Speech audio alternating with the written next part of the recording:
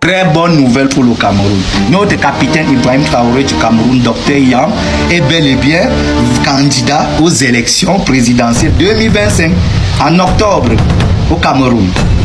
Alors, qui est Dr Yam? Dr Yam est candidat PC, qui est un citoyen camerounais lambda qui vient d'une famille pauvre, qui connaît la souffrance des Camerounais.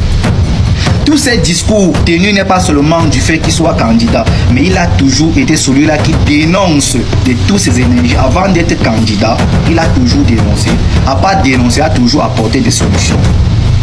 Mes frères, voilà un candidat qu'il faut soutenir, il faut soulever, lui donner la lumière et surtout le protéger. Le protéger. Vous m'avez longtemps crié dessus que moi je supporte Paul Biya. Je suis un sardina. Je supporte Paul Biya parce que je ne suis pas hypocrite. Je connais reconnaître les bienfaits de l'homme. Paul Biya s'est toujours battu pour la libération de l'Afrique. Ça, il faut le reconnaître.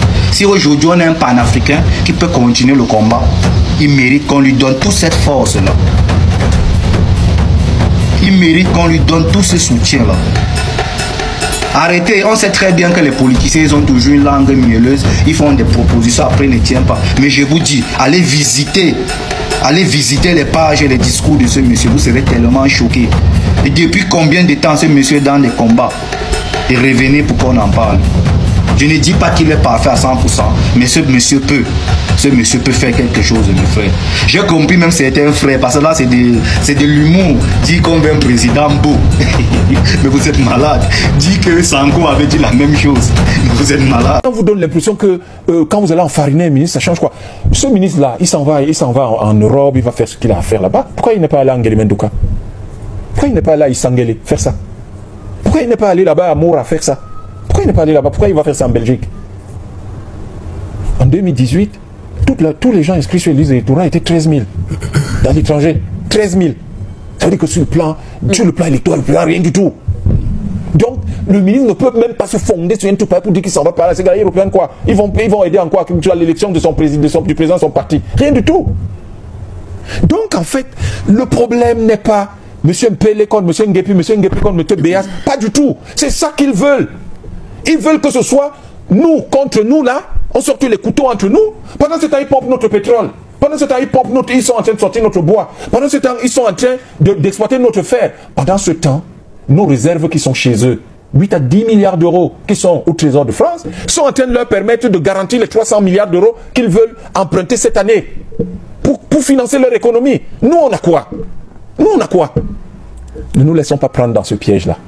Parce que ce piège fait que les Camerounais de plus en plus ont le sentiment que quand ils se retrouvent en train de discuter, quel que soit l'endroit, plus je peux parler fort à mon frère, à mon compatriote, plus je peux montrer qu'il est idiot, plus je vais montrer qu'il ne vaut rien, que ce qu'il dit n'a aucun sens, plus je suis important. Et pourtant, non.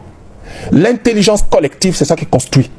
Nous quatre qui sommes assis, 5 ou 5, bon, laissons, madame, elle anime le débat. Nous sommes 4 ici. Vous avez vraiment le sentiment que si nous 4, on planche sur un vrai problème. Vous êtes sûr que nous planchons sur la souveraineté de notre pays? Vous êtes sûr que les Français pourront nous battre? Nous 4 là. Si nous décidons de plancher dessus, vous êtes sûr qu'ils seront meilleurs que nous? Pas du tout. Donc le problème n'est pas entre vous. Le problème n'est pas de dire que tel a fait ci, tel a fait ça. Non. Le problème de fond, c'est qu'il y a le Cameroun et il y a les autres. Et c'est les autres qui nous empêchent de construire notre pays. Nous ne pouvons pas les laisser nous amener dans des débats qui n'ont aucun sens. Et l'ojulatisme a ceci qu'il crée des faux trucs comme ça, c'est l'histoire du néocolonialisme. C'est que le ministre, au lieu d'aller à Morawa et Sangele, lui, il va en Belgique. Notre diaspora qui est là-bas, qui exprime quel que soit ce qu'elle veut exprimer, en tout cas ceux qui sont engagés dans cette affaire-là, au lieu de dire, mais que voulez-vous? Vous lui dites, ouais, Paul Biya, si Paul Biya part, ça fait quoi? Paul Biya va partir. Vous avez toujours le même franc CFA. Vous êtes toujours dans la même CEMAC. Vous êtes toujours contrôlé par l'Union européenne. Alors quoi? Alors quoi? C'est pas ça le problème de fond. Vraiment, je vous ai écouté, mes chers frères et compatriotes. Le franc CFA, c'est que le franc CFA, la France crée le franc CFA en 1945 c'est une monnaie binaire qui lui permet de sécuriser tout ce qu'on appelle les possessions françaises, c'est-à-dire les colonies, les pays sous mandat, parce que la tutelle viendra en 1946. Donc, il sécurise tout ça. Grâce au franc CFA, nous ne pouvons pas faire du commerce avec les territoires situés en dehors. Non, librement ou pas, on n'en fait pas parce que c'est l'intermédiaire de toute façon. Donc, on ne peut pas faire du commerce. Et même avec le Nigeria, on ne peut pas faire du commerce. On ne peut pas faire du commerce avec l'Angola, avec la RDC. On peut pas. Donc, la France sécurise cette zone pour y entrer. Ils sont l'intermédiaire. Pour que quelque chose en sorte, ils sont l'intermédiaire. C'est ça le franc CFA en réalité. Donc, ils bloquent cette zone qui leur assure donc un marché fermé ouvert à eux seuls et qui leur assure un accès gratuit aux matières premières, ce qui est matérialisé par le fait qu'ils retiennent 100% des réserves de champ. Donc non seulement ils accèdent à nos matières premières gratuitement, et ça permettait, parce que le franc CFA est grippé dans la stratégie de reconstruction de l'économie française. Et non seulement ils ont nos matières premières, la main d'œuvre, tout ça est gratuit, parce que ça qu'ils appelaient les travaux forcés, ça qu'ils appelaient, tout ça c'est de l'esclavage en fait. Ça veut dire que la France a pratiqué l'esclavage en Afrique jusqu'en 1960. Après, on peut donner les jolis noms qu'on veut. Les travaux forcés, ça veut dire quoi? L'indigénat, ça veut dire quoi? Vous savez, vous n'êtes pas payé, ça qu'on appelle l'esclavage. Donc, ils ont pratiqué l'esclavage chez nous jusque dans les années 60. Les Anglais aussi, hein. Ils appelaient ça d'un autre nom, mais c'était la même chose. Voilà. Donc, ils ont pratiqué cet esclavage. Donc, ils avaient la main-d'œuvre gratuite, les matières premières, toutes les ressources naturelles gratuites. Et même ce qu'ils acceptaient de vendre en autre nom, jusqu'à 73, ils gardaient la totalité. En 73, ils ont commencé à gagner 65%. Et depuis 2010, ils gardent 50%. Donc, ils ont décidé, l'UEMOA, en 2019, qu'il n'y aurait plus de compte d'opération pour lui et moi. Mais ça veut dire quelque chose de possible. Regardez son langage corporel. Ça, c'est le langage corporel de quelqu'un qui a peur. Regardez comment il parle. Regardez les yeux. Regardez-le. Regardez sa main. C'est les mains de quelqu'un qui a peur. Or, lui, il est général, donc sa peur, elle vient d'éléments de terrain. Mais les Africains ne sont pas contre quelqu'un. Et donc, ils vont faire ça avec le franc CFA. Et aujourd'hui, on sait que le franc CFA contribue pour 25% au PIB de la France. Donc, cette contribution directe de 25% au PIB de la France est la plus grande peur de ces gens de la perte. Vous perdez ces 25%, vous perdez tout. Sans tenir compte du fait que cet effondrement économique est accompagné par quelque chose de beaucoup plus grave sur le plan géopolitique. La France ne doit sa place à la table des pays vainqueurs que grâce à la Russie. C'est le maréchal Zhukov qui convainc Eisenhower et les États-Unis, et il va même qui convainc tous les Américains et de laisser la France s'asseoir à la table des négociations. Et c'est cette France qui est ingrate aujourd'hui envers la Russie.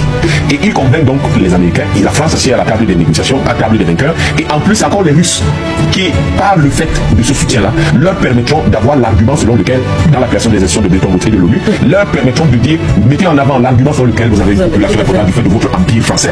Et que grâce à ça, vous allez pouvoir donc, vous pouvez vous en prévaloir pour être considéré comme un pays important. Et ils vont quand même utiliser ça contre les Russes dans le cadre de la stratégie de containment, d'endiguement des États-Unis contre le communisme. Quelques années après, juste quelques mois après, puis ça commence immédiatement après la Deuxième Guerre mondiale. Donc voilà la France. C'est cette France-là dont on parle et qui va donc avoir peur de perdre cette Afrique-là. Parce qu'elle justifie sa présence comme membre permanent du Conseil de sécurité de l'ONU. Parce qu'en général, elle dit j'ai 15 pays qui vont voter selon mes intérêts. Et donc elle va perdre ça. Et si elle perd ça, les autres vont dire mais pourquoi elle est encore membre permanent? Parce qu'elle a l'arme nucléaire. Israël, l'Iran, le Pakistan, l'Inde, la Corée du Nord, on a l'arme nucléaire. Donc ça n'a rien d'extraordinaire. Pourquoi? D'abord c'est un petit pays, ils ont même quel PIB. L'Indonésie est pratiquement du sud, le Brésil et tout ça. Donc pourquoi est-ce qu'ils sont membres du Conseil de sécurité permanent en fait? Vous voyez, c'est ça qu'ils vont faire. Sauf qu'ils vous disent qu'ils entraînent l'Europe. Mais pourquoi entraînent-ils l'Europe? Parce que si la France n'est plus membre permanent du Conseil de sécurité de l'ONU, l'Union européenne n'a plus de représentants au Conseil de sécurité de l'ONU, parce que la Grande-Bretagne n'en fait plus partie. Donc toute l'Europe ne sera plus représentée au Conseil de sécurité de l'ONU avec une place de membre permanent. Et vous voyez comment ils sont là, ils flattent les Africains. Oui, mais pour les diviser. Non, on va se battre pour que vous ayez une place au Conseil de sécurité. Le Nigeria peut-être, c'était d'abord l'Afrique du Sud. Après maintenant c'est le Nigeria. Après, non, on peut m'en donner deux. Comme ça, et après ils vont dire l'Union africaine, c'est pas un pays. Donc, etc. Bref, voilà la position de la France. Et puis ils en veulent donc maintenant à la Russie et à la Chine dans leur relation avec l'Afrique. Alors les amis, l'élection présidentielle du Cameroun s'annonce d'ici peu de temps. On doit assister à les élections, soit le troisième président tant attendu. Oui, parce qu'automatiquement, il faut le troisième président, parce que moi-même j'ai le souffle, j'ai le cardio de voir le troisième président du Cameroun. Oui, c'est ce qu'on veut, c'est ce qu'on attend. Actuellement les amis, les élections présidentielles s'annoncent au Cameroun à laquelle nous tous ici, on attend patiemment de ce qui doit se passer et de ce qui doit se jouer. La décision vient des Camerounais et Camerounaises. Donc, vous avez plusieurs partis politiques qui vont mettre les candidatures à l'élection présidentielle. J'espère que vous allez faire du bon choix. J'espère surtout que vous allez faire du bon choix. Vous n'allez pas faire un marionnette à celui qui va vous venir vous vendre le rêve et après il ne réalise pas. J'espère surtout. Parce que ici, l'émotion des Camerounais est en train de prendre la toile. Actuellement, on ne connaît pas qui serait le troisième président du Cameroun que tant attendu, nous tous, on est en train d'attendre. Moi-même, je suis patient de voir un troisième président au Cameroun.